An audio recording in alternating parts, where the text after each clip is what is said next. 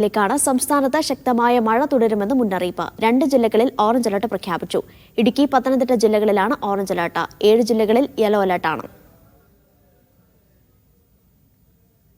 സനിസ കൂടുതൽ വിവരങ്ങൾ നൽകും. സനിസ, പുതിയ മുന്നറിയിപ്പുകൾ എങ്ങനെ? അനീഷ, സംസ്ഥാനത്ത് ശക്തമായി തന്നെ മഴ തുടരുമെന്നാണ് കേന്ദ്ര കാലാവസ്ഥാ വകുപ്പ് മുന്നറിയിപ്പിൽ പറയുന്നത്. ഇന്ന് 2 ജില്ലകളിൽ ഓറഞ്ച് അലർട്ട് പ്രഖ്യാപിച്ചു. ഇടുക്കി, പത്തനംതിട്ട ജില്ലകളിലാണ് ഓറഞ്ച് അലർട്ട് പ്രഖ്യാപിച്ചിരിക്കുന്നത്. 7 ജില്ലകളിൽ യെല്ലോ അലർട്ടാണ്. കാസർഗോഡ്, കണ്ണൂർ, വയനാട്, കോഴിക്കോട്, എറണാകുളം, കോട്ടയം, ആലപ്പുഴ ജില്ലകളിലാണ് യെല്ലോ അലർട്ട് പ്രഖ്യാപിച്ചിരിക്കുന്നത്. ശക്തമായ മഴയ്ക്കൊപ്പം 60 കിലോമീറ്റർ വേഗതയിൽ കാറ്റ് വീശാനും സാധ്യതയുണ്ട്.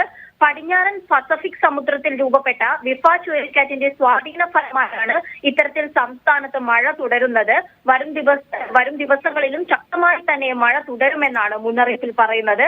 കൂടാതെ ഈ വിഫ ചുഴലിക്കാറ്റ് ചക്രവാത ചുഴിയായി ദുർബലമായി വടക്കൻ ബംഗാൾ ഉൾക്കടലിലേക്ക് പ്രവേശിക്കാനും സാധ്യതയുണ്ട്.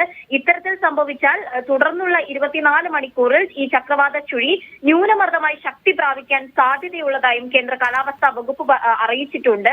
തുടർന്ന് കേരളത്തിൽ വരും ദിവസങ്ങളിൽ അതിശക്തമായ മഴയുണ്ടാകുമെന്നാണ് മുന്നറിയിപ്പിൽ പറയുന്നത്. മലയോര മേഖലയിലുള്ളവരും താഴ്ന്ന പ്രദേശങ്ങളിലും അതുപോലെ നദി, ഡാമുകൾ തുടങ്ങിയവയ്ക്ക് അരികിൽ താമസിക്കുന്നവരും ജാഗ്രത പുലർത്തണം. അടിയന്തര സാഹചര്യങ്ങളിൽ മാറി താമസിക്കണമെന്നും സംസ്ഥാന ദുരന്ത നിവാരണ അതോറിറ്റി അറിയിച്ചിട്ടുണ്ട്.